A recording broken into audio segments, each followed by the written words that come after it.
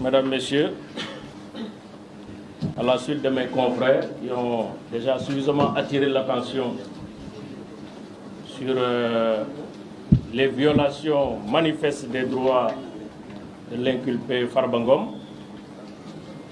je voudrais juste vous partager avec vous cette réflexion d'un grand penseur qui disait « excès de justice est une injustice ».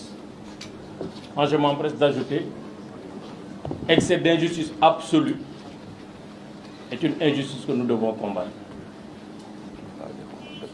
Ce qui se passe entre l'inculpation, je dois commencer d'ailleurs par la levée de l'immunité parlementaire du député Farba Ngom, jusqu'à son inculpation devant le juge d'instruction, et tout simplement, au regard des développements de mes excellents confrères, un simulacre, pour ne pas dire un faux semblant de justice.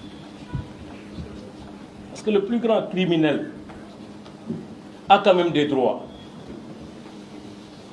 Le plus grand criminel, la loi, le code de procédure pénale, lui prévoit et aménage des droits de la défense.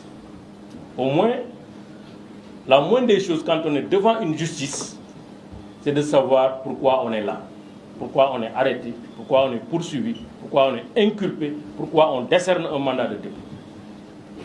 Malheureusement, on se rend compte que ce qui manque dans cette affaire, c'est vraiment en dehors des énumérations. Parce que c'est facile de prendre le code pénal, de lister des infractions. Tout le monde peut le faire, on n'a pas besoin d'être un magistrat pour le faire. Prendre les incriminations, prendre un papier et signer, on n'a pas besoin de faire 4 ans en faculté de droit. Parce qu'on doit faire les incriminations, les faits et les imputabilités.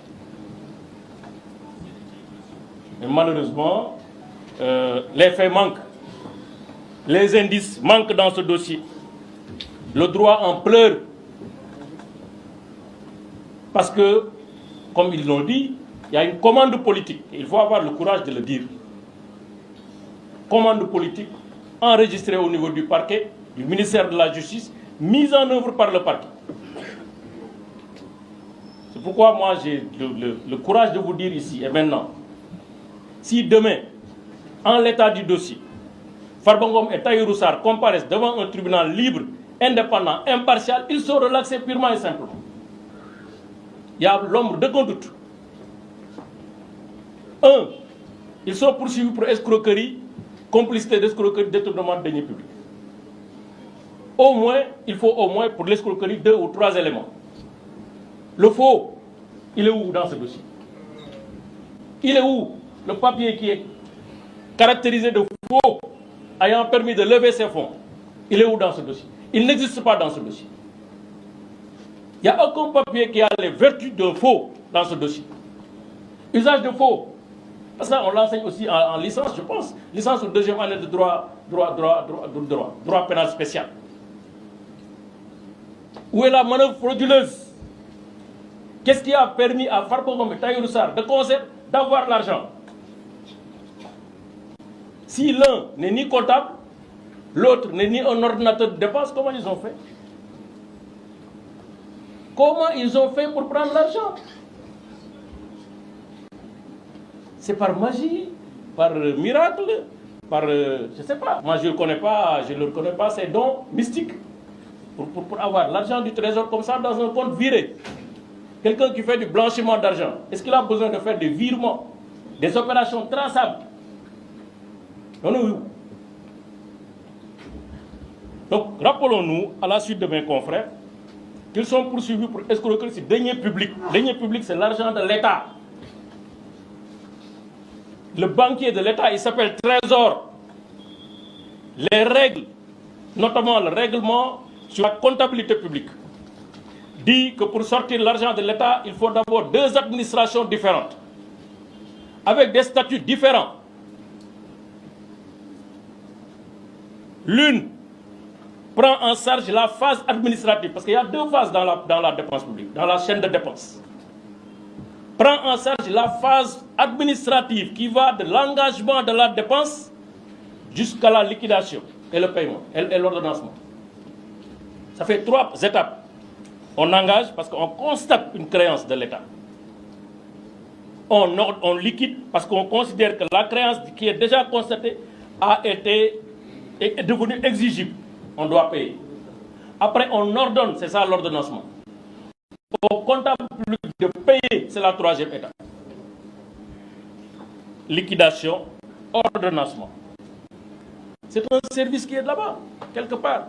Soit les ministères, soit c'est dans les services, soit c'est dans une agence publique, soit c'est dans l'agence judiciaire de l'État, etc., qui ont les qualités d'engager les dépenses. Après, à côté, il y a la phase comptable, qui est la 2e phase de l'opération de dépense. C'est un comptable public. On lui dit pour payer sur la base des engagements, il faut vérifier que ce que vous payez est dû par l'État. Il faut avoir les preuves que ce que vous payez est dû par l'État du Sénégal. Il vérifie, il engage sa responsabilité personnelle et les deniers publics de l'État pour accorder la dépense, donc pour procéder au paiement, qui est l'acte libératoire de l'État. Ni Tahirou Sarr, ni Farba Ngom ne sont des ordonnateurs dans cette affaire. Ils ne connaissent aucun ordonnateur. Le débat n'a sorti aucun nom d'un ordonnateur. À ce jour, aucun ordonnateur, aucun comptable public, aucune complicité établie, aucune relation établie entre Farba Ngom, Tahirou Sarr et un ordonnateur. Khana Djinele, qui a engagé, qui a ordonnancé, qui a liquidé, qui a payé. Farba Ngom n'a pas de cachet de l'État du Sénégal, n'a pas de mandat public, encore moins Tahirou Sarr. Il n'est pas notre client, mais on le défend parce que simplement, injustice. Fu mu la fekk da nga ko war a wane parce que dëgg nag alalu yàlla ñun ñëpp a ko bokk. Dans ce cas, comment on peut dire qu'il y a quand même escroquerie? S'il n'y a pas escroquerie, il n'y a pas d'infraction, il n'y a pas une activité criminelle sous-jacente, on ne peut pas dire qu'il y a blanchiment d'argent. On ne peut pas dire qu'il y a blanchiment d'argent. Sinon, on viole le droit de propriété. Nous tous, des fois, on nous appelle dans nos banques. On fait un dépôt de 10 millions, 15 millions, 20, mais on nous appelle. Vous dites justifier, on justifie. Ce que la CENTIF a fait, c'est une commande politique exécutée. C'est ça la réalité. Le directeur général a été nommé, le président de CENTIF a été nommé en septembre 2024. 2 mois après, il fait un rapport. C'est clair, c'est un inspecteur des impôts et domaines. On sait très bien ce qui se passe dans ce pays. Il y a une gouvernance de la fiscalité. Il faut oser dire les choses et les nommer. Sinon, nous n'y sommes. En l'espace de 2 mois, un service aussi complexe, vous n'avez même pas le temps de vous asseoir sur votre fauteuil. Vous pondez un rapport comme ça, compilation de chiffres. On compile tous les mouvements qui ont été faits dans le dossier, dans le compte de Tahirou Sarr, de 2013, 2014 à 2024. Pour un nombre d'affaires, ça va faire 91 milliards.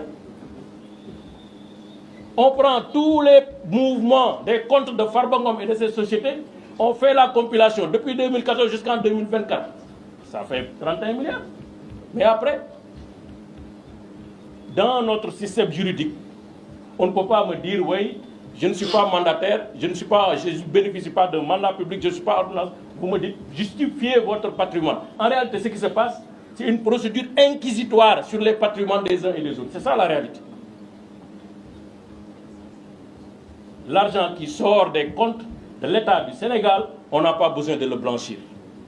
Parce qu'il est déjà blanc. C'est une vérité de la police. Ça sort des comptes du Trésor. Où est le blanchiment? Ils sont suffisamment naïfs et cons pour faire de cet argent des virements traçables, des chèques qui sont palpables, qui entrent dans des comptes qui sortent. Je l'assume. Farba Ngom, c'est notre camarade de parti. Je ne le défends pas parce que c'est notre camarade de parti. Il y a 1000 manières de défendre quelqu'un. Yonent bi sallallahu alayhi wa sallam dafa ne bu sa mbokk tooñee da nga koy ñaanal njëkk. Farba bu tooñoon dañuy ñaan njëkk ñun ñaanuñu njëkk. Demande wuñu médiation pénale, demande wuñu dara. Justice et application de texte la ñuy demander. On vous remercie de votre attention. Merci beaucoup.